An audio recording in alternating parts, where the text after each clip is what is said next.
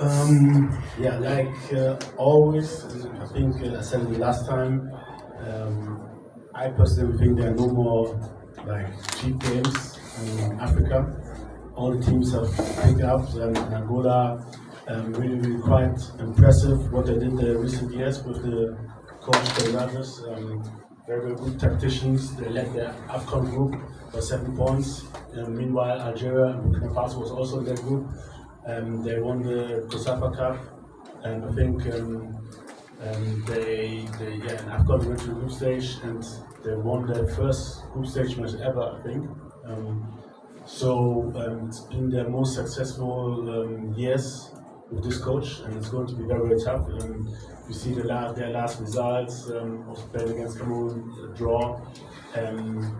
They lost only by 1 goal to Nigeria, 1 goal to Morocco. Then you can see what quality this team have. They have players like Zito playing Cagliari in Serie A. They have Dupe in the Portuguese league. They have a lot of players in the Portuguese league. Obviously, with the connection from Angola, they have Freddy. They have Manuel Benson playing in the championship. They have Tenka playing in Rayo Vallecano in La Liga. They have Clinton Mata in Lyon. Just for you to see what caliber this opponent is. So it won't be easy for us. We have got good players as well, very good players. So I'm convinced that we can beat them, but it won't be easy. And also we had some injuries, but I think the squad is ready. We have a lot of players who can match up.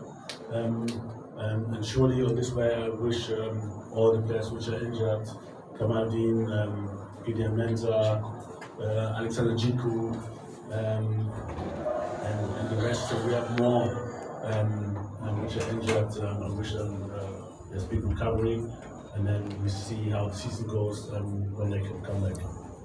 Great. So, Senior T, your name, media house, please. My name is Michael Tieja. I work with TV3 Coach. Good luck in advance for tomorrow. My question is that because of the timing of the schedule, there are 2 games this month, there are 2 games next month, and then there are 2 games, like it's almost as if between now and then, it's a bit unusual how crammed these matches are. Does that make it more complicated, or it makes it a bit more, it makes it better because then you get to see the players often? Where does that put you in terms of preparations and all? I think so. It has both sides. Like there's a lot of things. So the good side is normally we would see each other a bit more often, and that's good. But on the other hand, I think in general for all the players, it's getting a little bit too much. We have a lot of competition. The FIFA has now announced a FIFA Club World Championship also. So it's a lot for the players and a lot of games, and we have to really watch out in terms of injuries. So we'll see. I hope that everybody will stay healthy because it's not easy to play in your club and also come to Ghana again and play in your club again. Let's say the worst examples maybe are if you're coming from America, from the US, come to Ghana, you have to go back and then play games. It's really hard. I know this. I was a player myself, and it's not easy. So we have to watch out for our players' health. But yeah, on the other side, for us it's good to see them, but I hope that it won't be too much for them. Your name, media house, please. Yeah. Asarabe Uskeli TV. Coach, talking about your squad at the moment, is there any injury concerns? And also, Jordan, I understand, joined in late. What is the actual problem? And can he also be, up for the game tomorrow? Thank you. Yeah, I hope he could be very late with Elisha. Some minor problems, but I hope they will be okay. Especially Elisha, some massive problems, so we told them to access their doctors where they are first. So, but I think it will be okay. I hope so. We see, and then after the training, the doctor will talk to them and see how they feel, and we will check them. So there's a little bit of question mark, to be honest, but hope it will be okay, especially on Elisha. All right, coach. Your name, media. Nutilati, Casvin Media. In your second coming, I've watched closely all your 4 games, and my few observations are that one, long balls. We are very weak to long balls that are floated into our zone. We do concede. I want to find out if it's down to physique or pace. 2. Because of time, let's deal with that. There's an opportunity to give it a chance. Right. One question. Yeah, I think you're right. We're probably with that. We talked about it. For me, it's not easy to work particular on that because we just had 3 days of training, so it's not that easy. And they also came from games, so we can't be. We can just address it.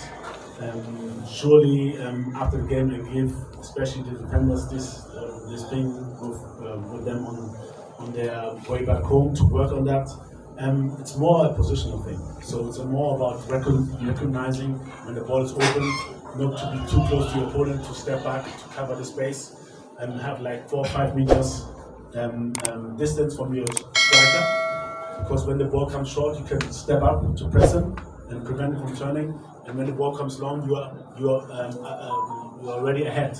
And your body position is also important because if you're sideways, you can run to both sides very, very fast. If you're standing like this and you're flat-footed, you have to turn first. So it's more about technical things and in general individual tactics on which we have to improve, and we addressed it, and I'm convinced that this won't happen again. Coach, my name is Mutala. I work with Max TV and Star Times. My question has to do with Inaki Williams. I mean, when he was coming into the Black Stars, a lot was expected of him. Ever since he came, he's not really hit the ground running as compared to what he did at Bilbao. Does he require time after almost 2 years? Does he still require time to build a synergy with the rest of the squad? And what is really the problem? Is it that his doctrine is different from what we know here? Because there seems to be a disconnection between him and the rest of the squad sometimes.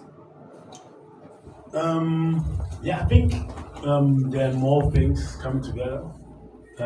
Surely one of the things is the players playing with him because he shows what he can in Spain.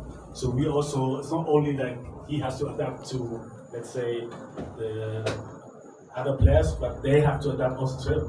And we know what his strengths are to run deep, to threaten the last line, the defenders, to go beyond that.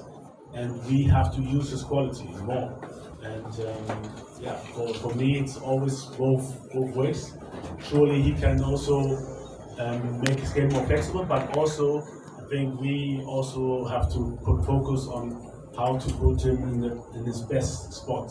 And it's running behind the defensive line. It's about recognizing situations when we in the midfield have the ball open or the defenders, and to know where he's running. And yeah, I can't really say how it was the last 2 years because I was not there. So it's difficult for me to say why. It's the first time he's not there, and surely this is a topic we will have to work on and have to address.